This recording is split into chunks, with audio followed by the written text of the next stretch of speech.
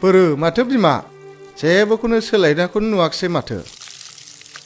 रावखौबो जेबो मोननायखौनो नुवाखिसै गोदान गोजाम गासिबो एखेसो जाजोब्बाय इलेक्सननि सिगाङावबा गिदिर गिदिर बाथ्रा बुंदोंमोन राजा जानो मोननानै रावखौबो सिनायला हाब बोराय जोंहालाय जों बायदि सरासनस्रा मानसियालाय दालाय बोरै बिजिरबावनो गासैबो खेबसेनो जाजोबो नामा मावगोन मालाय लासै लासैनो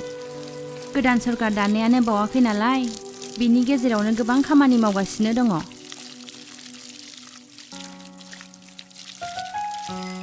आयंमोन रंजालिया स्कुलाव थांबाय नामा ए आयं ओंखारलांबाय बियो दहायनो दे थाथ'बालाय हनै जेबो मोनाखै होननाया आयं सालायनाय साइकेलाबो सरकारनिफ्रायनो मोननाय दा गथ'आ साइकेल मोननानै सानफ्रोमबो फरायसालियाव थाङो मालाय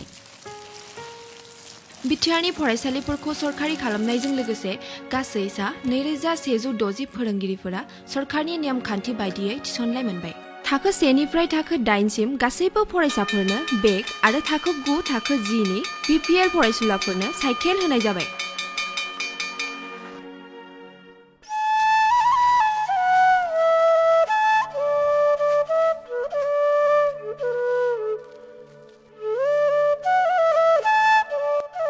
देग्लायसो जासिगोननो माथो बे लामाया बेसेबा गोबावनि उनाव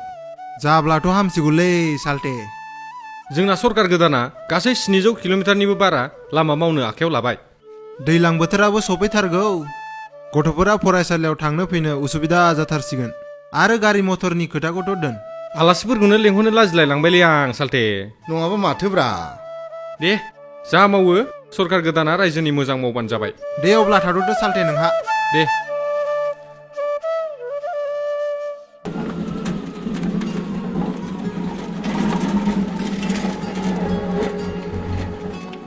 आदै माथो थाबायखो नोंलाय ए गब्लासो माथो औ आदै हाब माब्ला गोदान लास्लाबखो ना लटारिफ्रावसो मोनदों नामा जोंलाय बहा लटारि लानो हानोब्रा आदै दिन हाजिरा मावनानै जाग्रा मानसियालाय गोदान सरकार होनायसो दाखालिसो मोनदों दे मोजां जाबाय गब्ला औ आदै गोदान सरकारा अनामब्लाथ' बेबायदिनो दिन हाजिरा मावनानै थैलांसिगौमोन आरो आदै आं फिसालाखौबो एडमिसन खालामना होनोसै फरायनोबो गोसोथार फरायथोंसै दे थांदो दे गब्ला औ दे जागोन दे आदै थांदो दे दे दे थांदो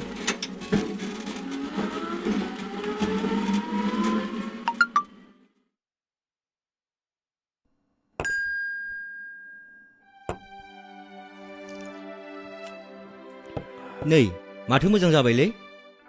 हाब माया मोजां जालायखोब्रा जोंना गोदान सरकारा बिग्रायारिफोरनो 4 लाख रांनि अनसुंथाइ होनो फोसावबाय अ नङाबा माथो मुंख्लं जानायफ्राबो मोनबायनो अ जोंनि गामिनिनो रुफाथिया फिसाय मुंख्लं जानायनि मुङाव 5 लाख रां मोनबायनो